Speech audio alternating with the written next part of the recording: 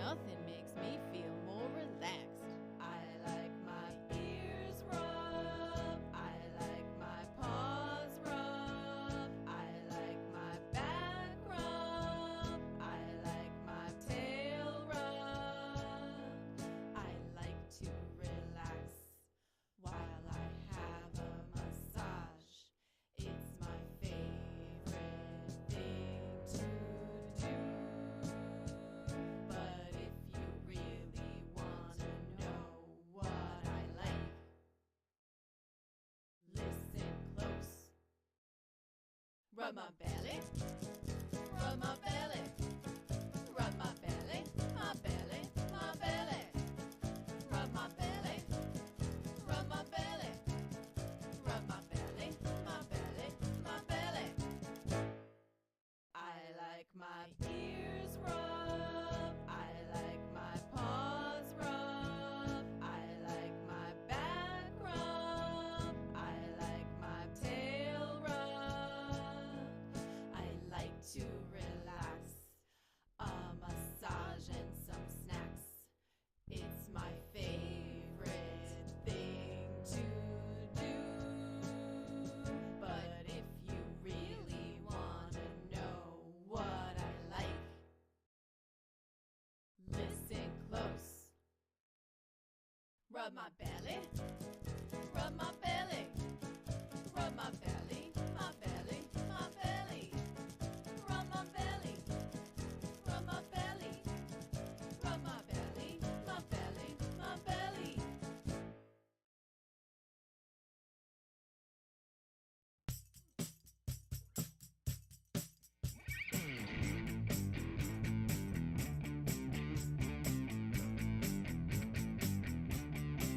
I go walking down the street.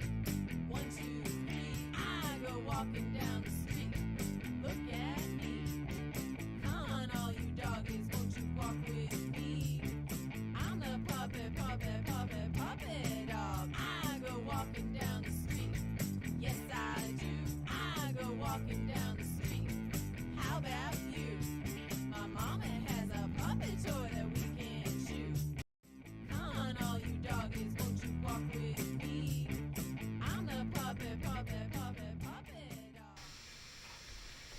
So while I would never ever want to downplay the reason for why it can be so difficult to deal with the loss of a pet, or even have a missing pet, or have a pet taken away for some reason, or have to have a pet go live somewhere else, I would never ever downplay that. However, what we have found is that there is some neuroscience that has come out that is actually able to help us with the grieving process and help us to avoid things like complicated grief. And I'll talk a little bit more about that.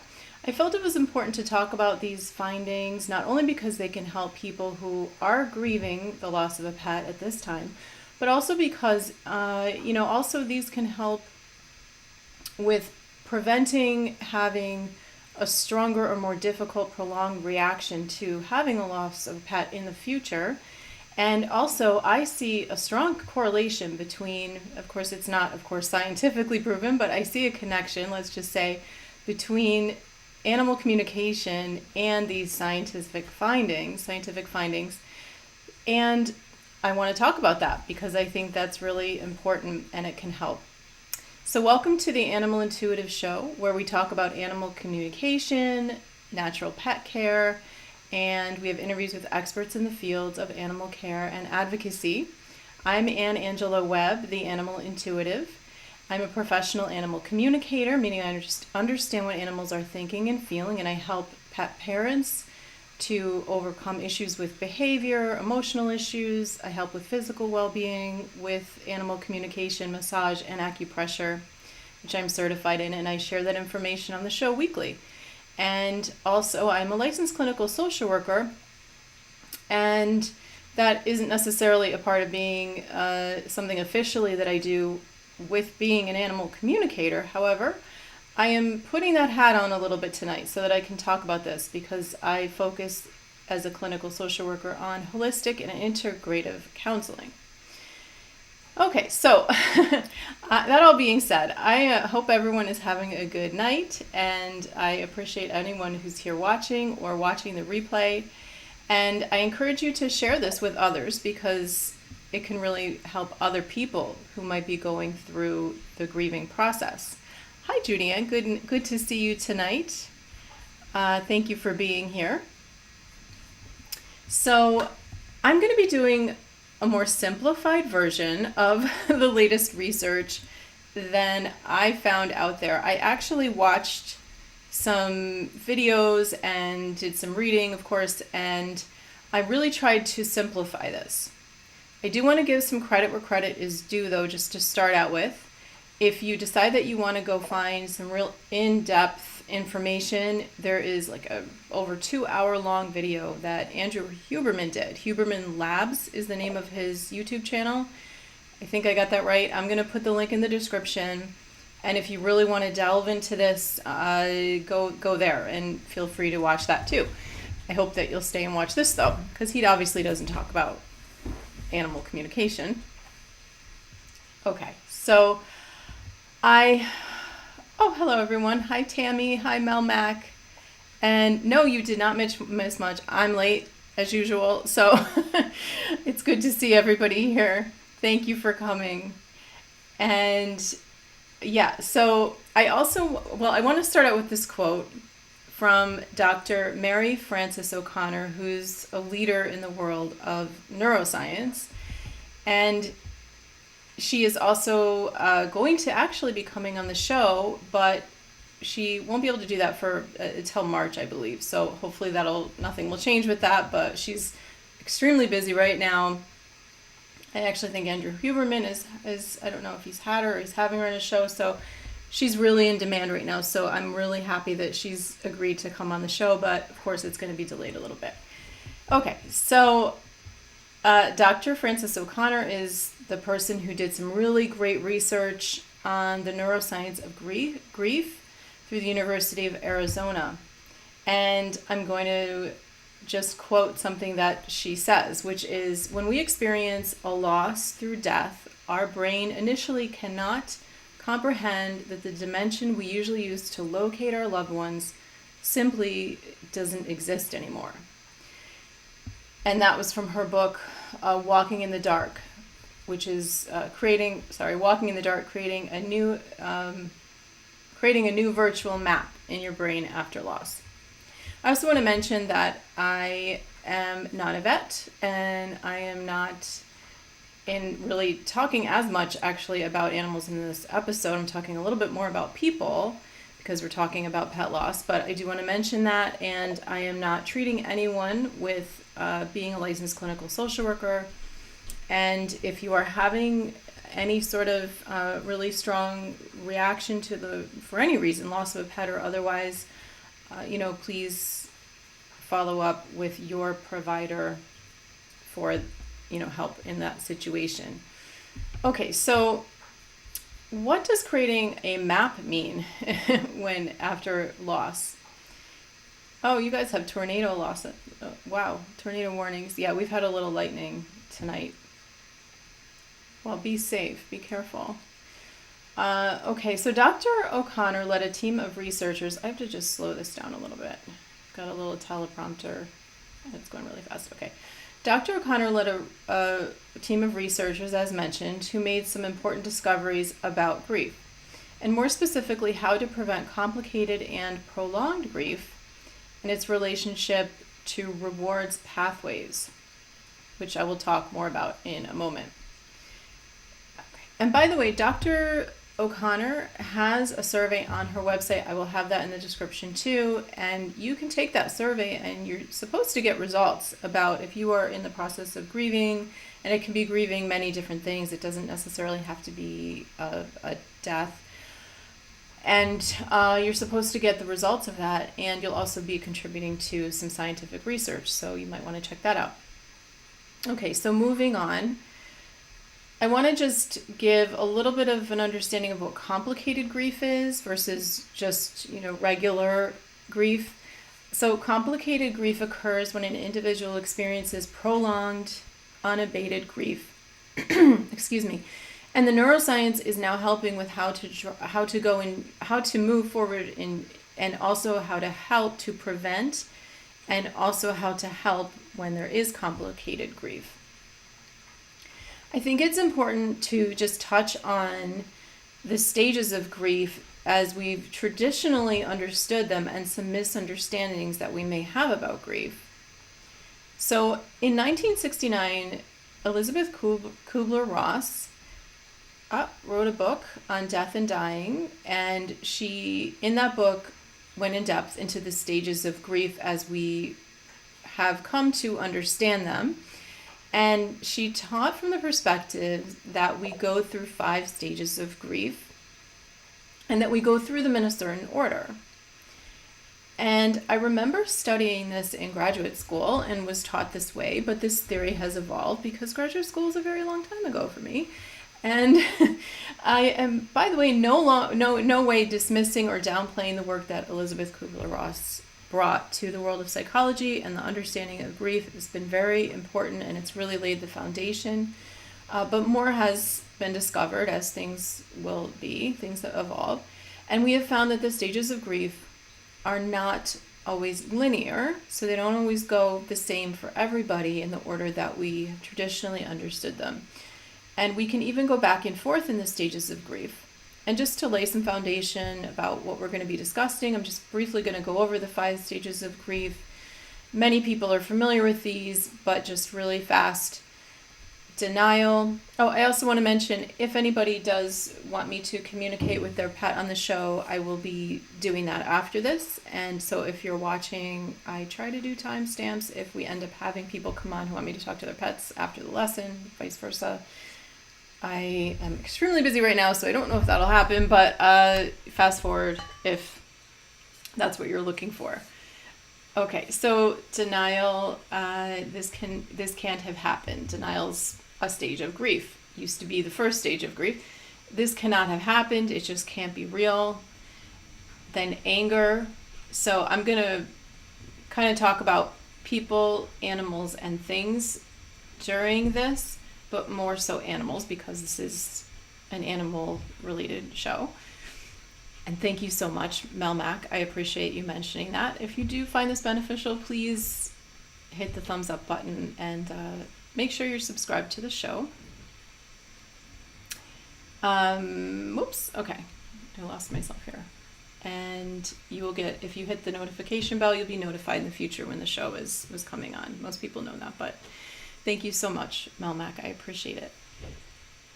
Okay, so, and then anger, as I was starting to say, recognizing the animal is gone, but in your body and mind, you go into a motivated state. And this is what we're going to be talking about more, the science that's come out about this. And this is a motivated state of wanting to get to the animal, or again, person, animal, or thing. And thing would be like if you, I don't know, you had a wedding ring or something like that, and your spouse maybe has already passed, and you know that was a big tie to them, and then you lose the wedding ring. So that would be an example of a thing. And that can be very difficult for people. Bargaining, which is like that negotiating phase. If I had just done this or that, having trouble, refusing to accept it at that point. And also, if I don't think about it, it won't be real, can be an aspect of that. Depression, why should I go on living in this, really difficult stage of life of grieving, and it doesn't seem like a stage, it just seems like it's going to go on and on forever. And why should I go on living? It seems to really take away any sort of joy or happiness or richness in life that I had when this animal was here. And then finally, acceptance, or internalizing the loss. So it's not just cognitive, you just don't get it up in your head, but emotionally you feel it will be okay. This animal has passed, but it will be okay. And as mentioned, we can go through we don't have to necessarily go into all of those stages. Not everyone does. We have realized through research. And we could go back and forth between different stages. So what has been more recently discovered is that we actually map our experiences of people, pets, things in 3 dimensions. And what that means is, well, first just to say what those 3 are space, time, and consciousness. Okay, so we're going to get more in depth into this, but I want to touch on a paper by Dr. O'Connor because it is also an important part of where we're going with this. And then I'm going to get back to those 3 things, the space and the time and the connection. Okay, so this paper talks about why some people may have a harder time moving through grief. So Dr. O'Connor found that human subjects with higher levels of autonomic arousal, and that would be referring to the autonomic nervous system, and particularly its sympathetic nervous system functions, which result in physiological symptoms.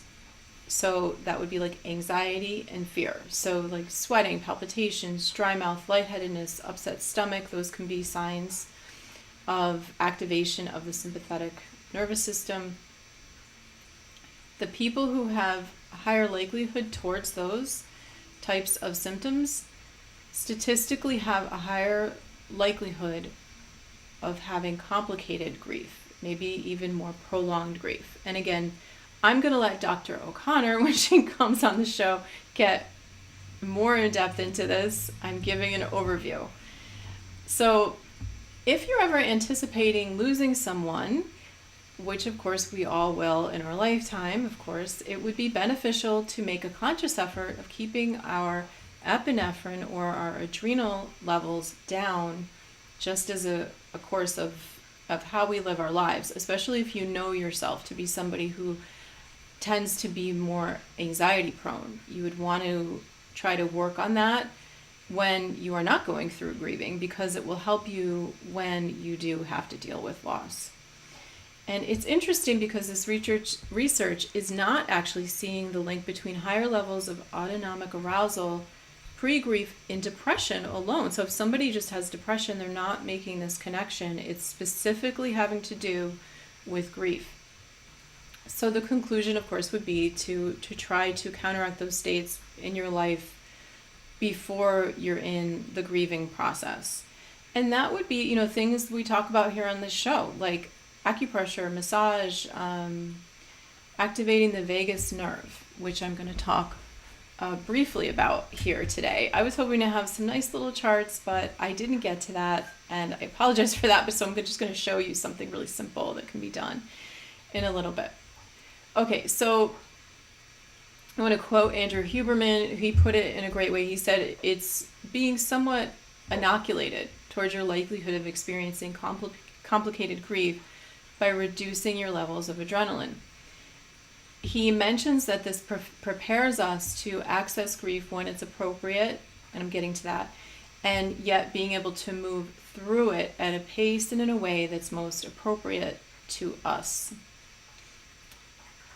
And I do have videos, as I mentioned on here, about calming pets, but those are also things you could do for yourself, using some of those acupressure points especially, and tapping as well. Okay, so what is grief in your brain and body? Although it does involve sadness, brain areas associated with pain are more active when somebody is grieving than with people who are not grieving. And Mary Frances O'Connor, Dr. O'Connor, found that enduring grief activates the brain reward center. There's a tendency towards more activity in the reward center of the brain known as the nucleus accumbens. And I have a little picture for you because I know you all really want to see that. Nucleus accumbens, there it is. Yay, okay. There's more activity in the nucleus accumbens. So this means we need to think about grief as a motivation state. So to illustrate this, I wrote imagine it's the dead of winter, but it kind of is the dead of winter, and you lose heat, and it's like 1 o'clock in the morning, it's freezing in your home, and you have no heat, and across the room is a blanket, and you can't get to that blanket. Just imagine this. You, for whatever reason, cannot get to that blanket, and you're lying in bed and you're freezing. You just have like your regular blanket, but now it's freezing and it's over there and you can't get to it, and you're just shivering, but you want nothing more to get that blanket on you. Okay, that's what we're talking about when your motivation is activated, but it's just out of reach in grief. So, when you think about that with the motivation state with no resolution in grief, wanting to get to that animal, but you can't. So fMRIs, some brain imaging studies were done, and they were used to evaluate which area of the brain is more active than others during grieving. They showed that motivation, craving, pursuit, these were brain areas that were more active during stages of grief.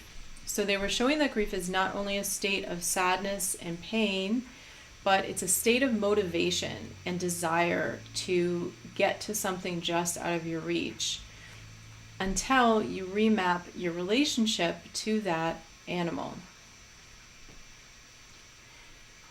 And the nucleus accumbens is a part of the brain in which dopamine has the effect of creating a motivational state.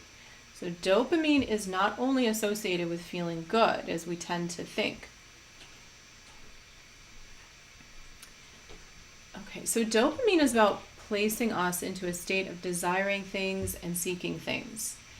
And this can happen with addiction, or just even being thirsty and really wanting a drink of water, or being hungry, and just any state of wanting to reach for something that's outside of our immediate ability to give that thing to ourselves.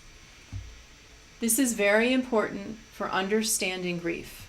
It's not just a state of sadness, it is a state of desire and reaching for something. I keep emphasizing that because it comes up as we go along, and it's something to really try to internalize, that understanding. So, to quote Andrew Huberman again, in understanding grief, that is a state of pain and a state of wanting. And he was very good. I just want to say, I have to credit him because he really, every time he talked about the things that you would be craving or yearning for, he would say an animal or a pet. I really appreciated that about him. And he explained that too. He went in and said, it's not just people. It can be people. Animals are so important to people. So I want to give him credit for that. And then, of course, he also mentioned things too.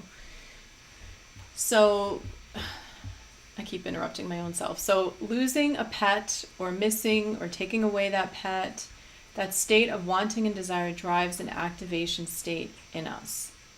An activation of those reward centers and involvement of dopamine puts us in an anticipatory state. So it's a state of waiting for something to happen and just desiring action. Our bodies are seeking to resolve the craving even if we know that it's impossible. And thank you for putting in that Dr. O'Connor's information in the chat too. I need a drink here, just a second. Okay, so studies have helped us to understand how attachments are represented in our brain. Attachment and the breaking of attachment in healthy ways are governed by dimensions, features of the world that are represented in our brains. So he goes on to talk about our relationship to anyone and anything in these 3 dimensions in which we map our relationships. And being able to do this helps us to understand better why it's so painful when we lose a beloved pet or when they are no longer accessible to us. And why it takes a certain amount of time to remap and re-understand our relationship to them and to better reorient in the grief process and move through it more functionally. And this kind of does sound very clinical. And again, I don't mean to sound like I'm taking away the that connection and depth of relationship, but you actually want to do that. You want to step away from it for a second and understand what's going on in our brains and our bodies so that we can move through grieving in a more functional way. And I'm not a person who likes to say healing necessarily, because that can mean a lot of different things. It can be a kind of a triggering word if, for people to say that that you'll heal, because that isn't necessarily true, and that can be on a lot of different levels what that means. So to me, it's like moving through grieving and whatever that means in your life as you move through your life until the end of your own life. And it may mean that you're never fully healed, but you can be more functional in it, more adaptive.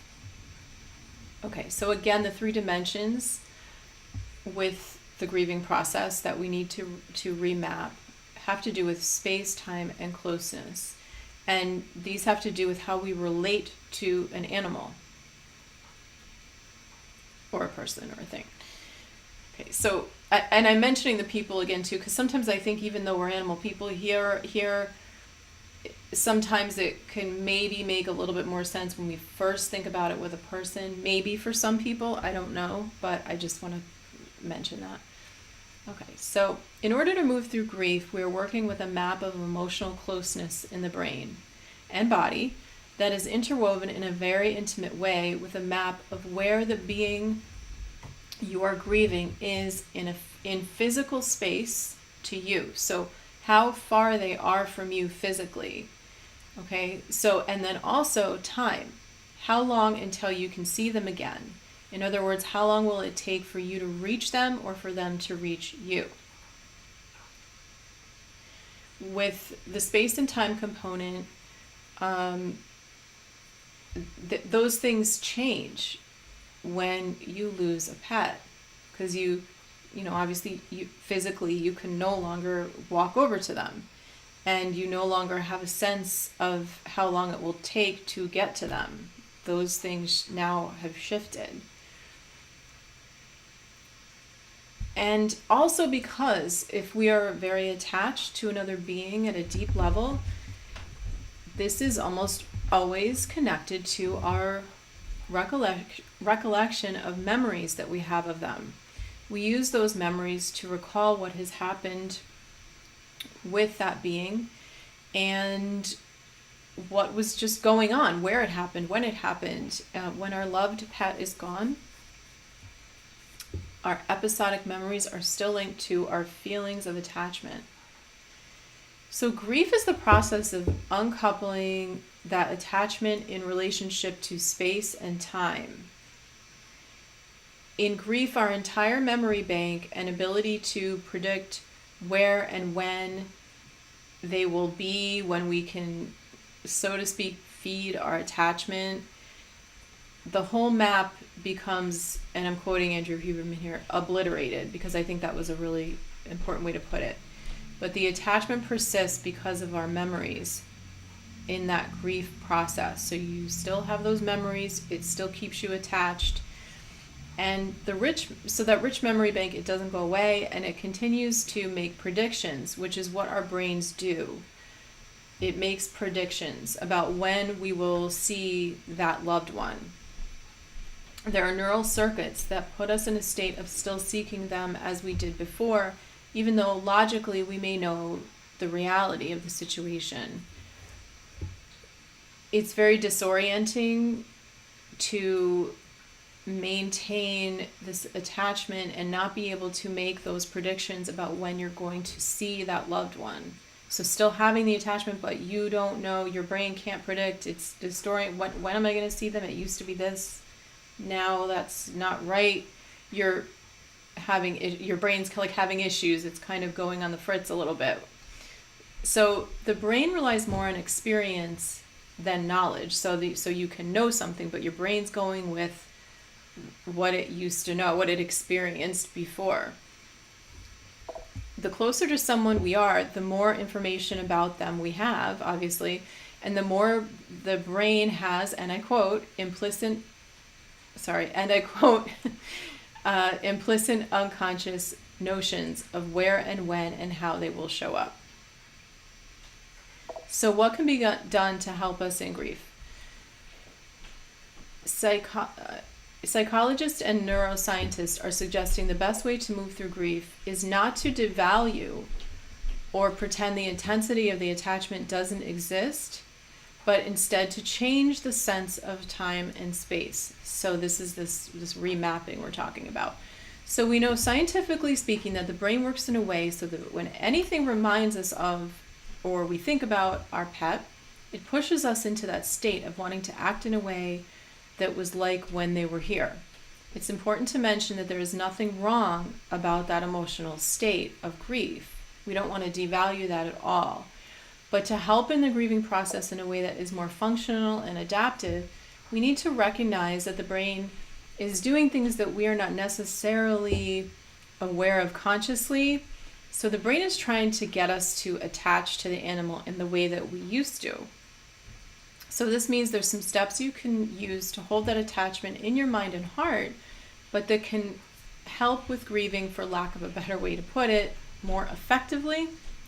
So as Huberman puts it, this synthesizes the understanding of research, clinical psychology, and the neuroscience literature. He's found a way to kind of put this into this verbiage that helped me to be able to relate it to you. So I wanted to give him the credit.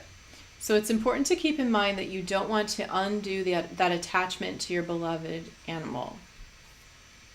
And this is where I see a connection between the science of grieving and animal communication. So we're trying to uncouple from the two dimensions, time and space, but not the connection.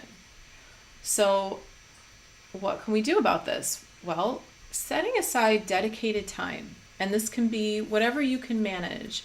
It could be 2 minutes, it could be 5 minutes, it could be up to an hour. It's whatever you can do. But what you're trying to do is to really feel deeply that closeness or attachment to the animal. And you can even use my free meditation that I have to do this instead of using in that meditation. I have an animal that acts sort of like a guide on your journey into animal communication. You could use the meditation and just use the image of your pet that has passed. And I think that would help you to be able to do this easier. So take advantage of that. And you can get that on my website, intuitivetouchanimalcare.com. So try your best to prevent yourself from thinking about a couple of categories while you're doing this. Actively disengage from counterfactual thinking. So that would be like that bargaining thinking. It would be the what ifs that we sometimes often go through when we're grieving the loss of an animal. Like, what if I had found a better treatment program for my animal? What if I had gone to a different vet? What if I had gotten him to a vet sooner? What if I hadn't opened the door that day and my cat hadn't ran outside? What if, I had secured the leash better and my dog hadn't gotten off the collar? Or, all these different things that we can come up with that have to do with the bargaining. And there is a never-ending road, many roads that you can go down with these. And unfortunately, those are not going to help. They're actually going to prevent you from being able to go through this grieving process in a more adaptive way. Guilt will prevent you from being able to uncouple from that time and space that I mentioned. Try as much as possible to stay in the present moment while experiencing the feeling of that being. So all the things we talk about with animal communication, feeling what the animal feels like.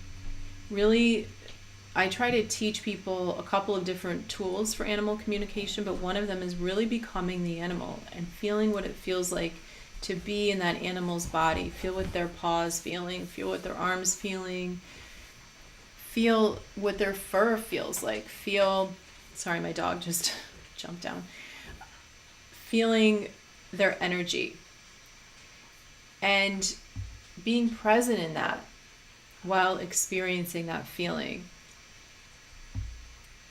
And as much as you can, and it's not to say this isn't going to be challenging when you're going through loss, but as much as you can, experiencing being present in that moment without the yearning, without thinking about the what ifs or the how you used to do things, how they would be over here in the morning, how you would walk in the door and they would be here. Trying to stay in the present and not go into those memories. Again, this is going to be challenging. It's going to be challenging physically, emotionally, mentally, and it's very normal to flip around in this and to have to kind of bring yourself back to center. And that's why, we want to get into hopefully a more relaxed and meditative state when you do this. Try to create a cocoon for yourself when you do this without a lot of distractions, and really take the time for yourself. This is important for your process. And I just want to also say that animals don't want us to be stuck in the what ifs and regrets. They always encourage people to live life to the fullest, to take everything that we learned from them when they were in their physical body and use that and help others and spread light and joy. I never have an animal saying, well, I'm so mad at you that you did this and I want you to suffer for it, and not go through, they would like us to fully heal. I mean, really, that, I mentioned that word before, that I don't like to just throw it out there all the time, but animals would like us to fully heal. They want the best for us. And I'm going to see, I do think there's questions in here, and I'm going to go back to those. I don't want you to think I'm missing them. Some literature that Huberman mentioned that I think is very helpful is, and I think I might have talked about this in a former episode, like maybe last year when I did something about grief, or maybe animals in spirit or something like that, and I think I might have talked about it, but he referenced it. And he talked about how grief is like a phantom limb, and there's research about this. And the phantom limb pain, I don't know if everyone's heard of it, but sometimes when people lose a limb, they still experience pain where that limb would be attached in that area. They're feeling phantom pain, but to them it's very real. It's like it's really there. I actually had an uncle who had phantom pain. He had a car accident, and this was a very long time ago, and he actually ended up committing suicide because it was so distressing for him. And there could have been other things going on, but it was a huge issue for him. Okay, so they did this study. Kim is the name, Young Kim, did a study where he used a mirror box, and by using this mirror box, he was able to create a mirror image of the other limb. So if the person had an arm, they were able to have the opposite look like the other arm. And I can't kind of picture it in my mind very well, but basically when the person used this mirror box, the phantom pain got better. So I think that just highlights that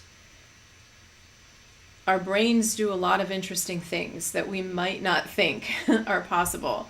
And, in that case, the brain is able to sort of somehow see that opposite limb and be able to have it affect the person physically. And that limb isn't theirs. So that really tells you how much leeway there is to work with our brains. Brains are very interesting, and they don't know tons about them, but we're learning. Oh, thank you. That was a very long time ago. I think I was very little when that happened, actually. I had a much older father and older uncles. So, feeling when we have, where am I here? I'm sorry, I'm getting lost. Okay, so that feeling when we're engaging with the animal, like we're thinking and feeling about that animal, it exists in this emotional space. And if we go into the past and into memories, that reactivates the space and the time aspect. And we don't want that. We don't want to. We want to uncouple from those. All right. So also we want to, tap into what we believe in those sessions that we're doing with the animal that we're, connecting in with.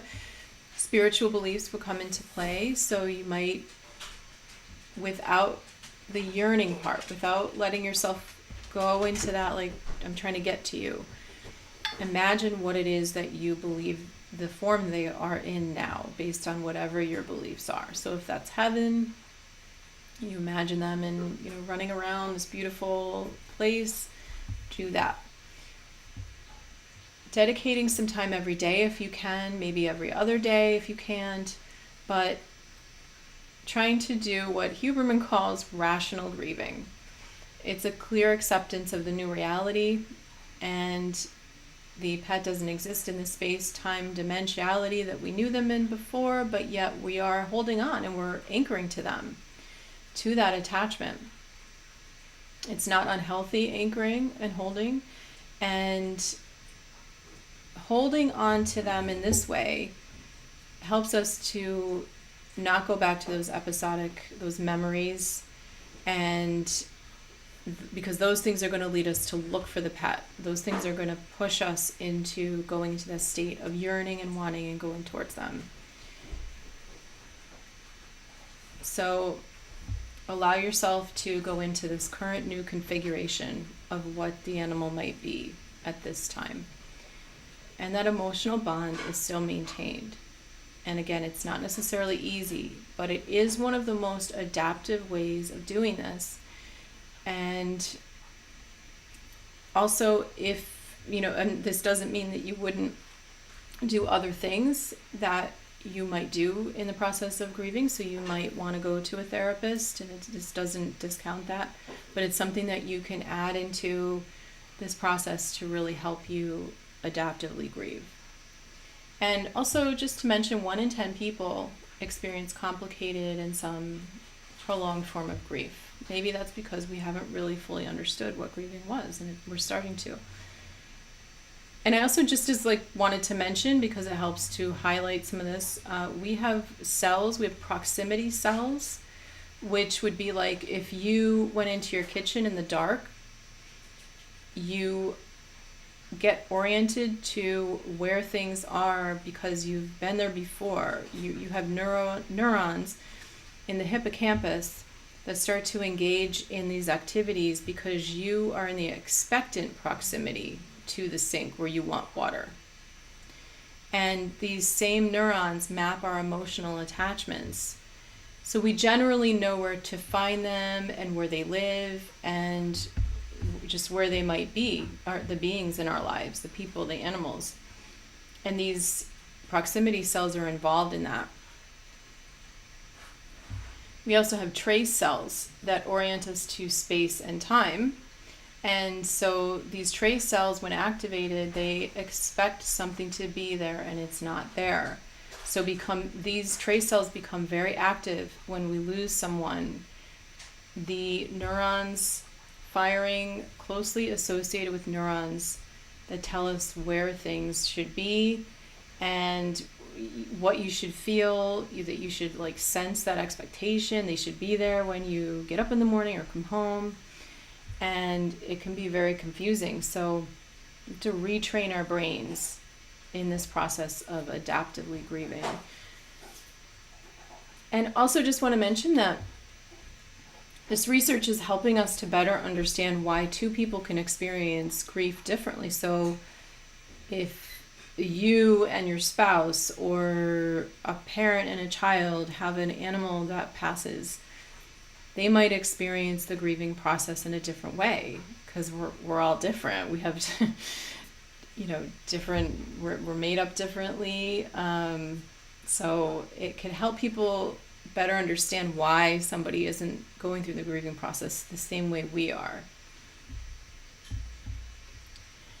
And I just want to mention that there was a study on vagal tone.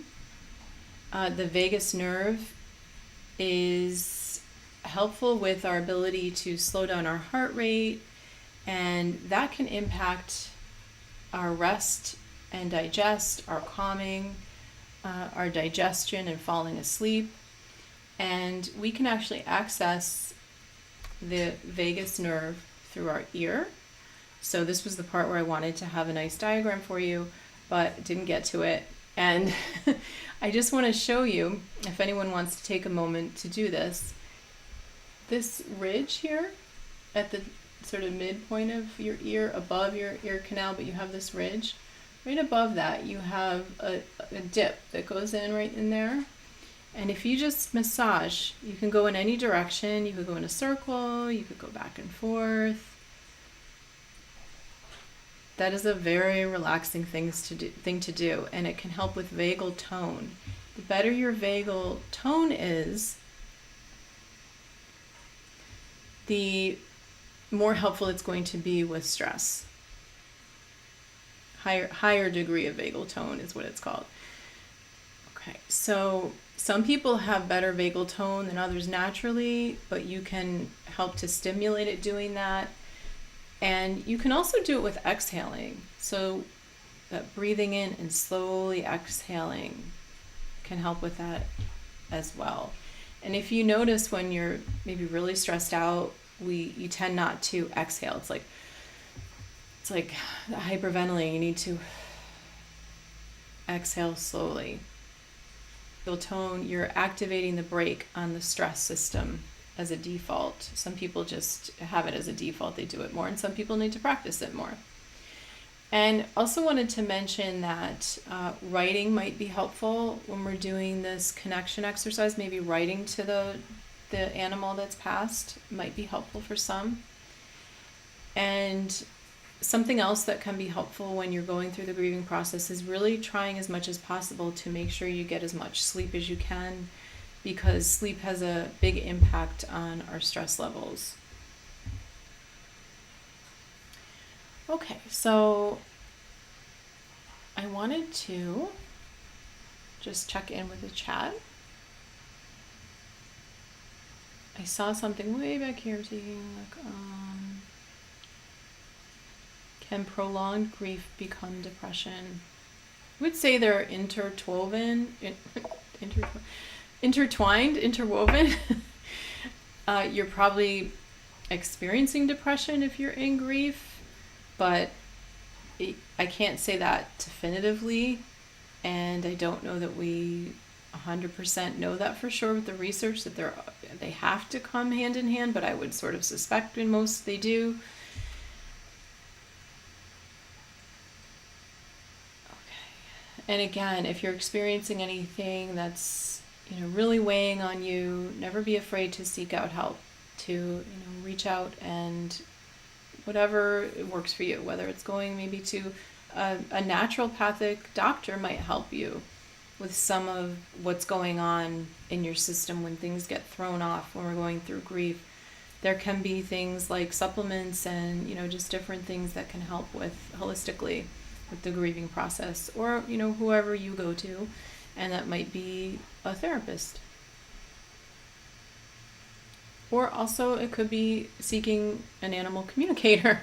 I'm not trying to do a plug, but I'm just saying that being able to have someone help you connect in with your pet, sometimes it can be challenging for people. They're not always, feeling that they're able to connect in with their pet. They might, sometimes people I hear often feel that haven't done the training. Sometimes they'll say, I feel like maybe I'm hearing from my pet, but I don't know for sure. And then they're doubting what they're getting. And it can be helpful to go to a professional animal communicator to help you with that. And I also have classes on here. This class I think would be very appropriate for a situation where somebody's going through grief, because it's an intro class that you can do at your own pace. And there's an aspect of mindfulness to it to help us stay in the present. It's got some really good in-depth meditations in there and helps you go through learning how to communicate with animals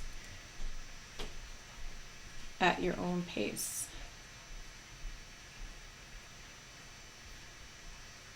Okay, so why do we still feel guilty after we lose a pet when we know on the rational side of our brain that we did everything we possibly could for them? Is this normal? The guilt-grief combo is tough. Yeah, I would say a lot of people experience it. I think it's normal in the sense that a lot of people go through that and experience that. Yeah. It's that we have that rational part of our brain, but it's just, well, it's mentioned in the 5 stages of grief. Elizabeth Kubler-Ross identified it as part of it.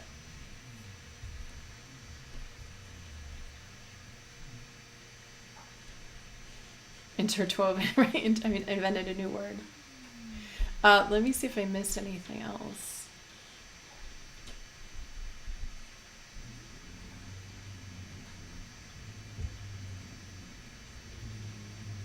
Oh, Queen Louise, yes, you can ask questions, absolutely. Oh my goodness, your dog passed today. I'm so sorry, I'm just seeing this now. I'm so sorry.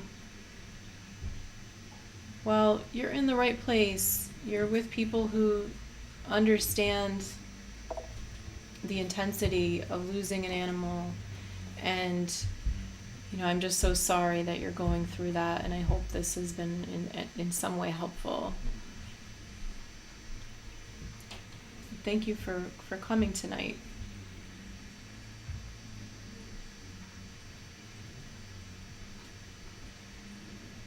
Are there any other questions or comments? Does this make sense to people? I hope I explained it okay. It was a lot. It was a lot to go through. I went through the Huberman thing a couple times, and it was over 2 hours. And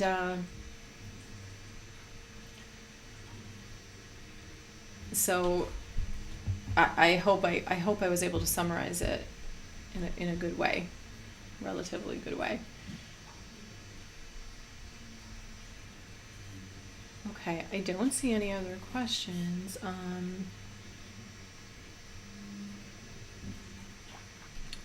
Yeah, absolutely. You can email me. I think somebody put it there. I think Mel Mac might have put my email, Anne with an E at intuitivetouchanimalcare.com. I do have a 2nd level class coming up, and after that I have, I know that's a little strange, the order, but I have the 2nd level group class coming up soon. That's on my website, intuitivetouchanimalcare.com. You can link to all the classes, and then I think in February I have a 1st level group class coming up, and then I also have private classes too, if people just want to take them privately. Yeah, you're definitely among friends and people who understand. I am so sorry. Okay, so I don't know if there's any other questions. I just really encourage people to practice communicating with animals, generally speaking, but also what this really brought up for me that I was already thinking as I was going through this and researching it was how important it is to kind of like soak in the energy of our loved ones and our pets, just really being able to carry with us what they feel like, what their energy's like, because it's going to help in doing this and going through grieving. I know we don't want to think that when we're with our pets about that coming, but unfortunately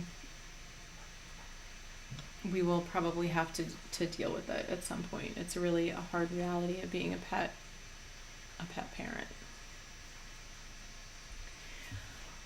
Okay, I'm trying to think if there's anything I missed. I just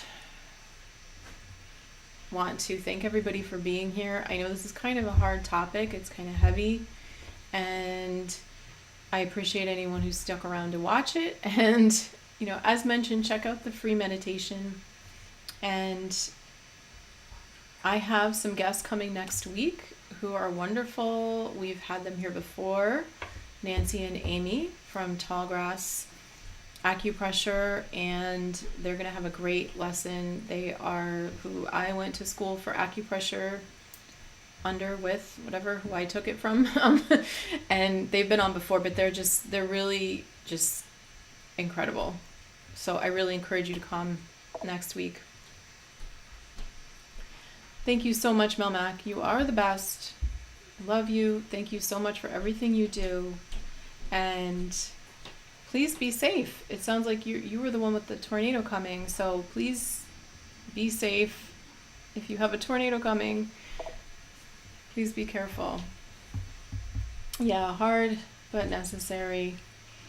But it also helps just to know, right, that we have people that understand and that support us and care about us. So keeping you in my prayers tonight, Queen Louis the First. Yes, there will be a playback. It will be right after, when this ends, it'll be right up there on YouTube. Thank you for asking, and thank you for coming. All right, everybody. I appreciate you, and I hope to see you here next week. And have a safe and good rest of the week and weekend, and God bless. Rub my belly, rub my belly.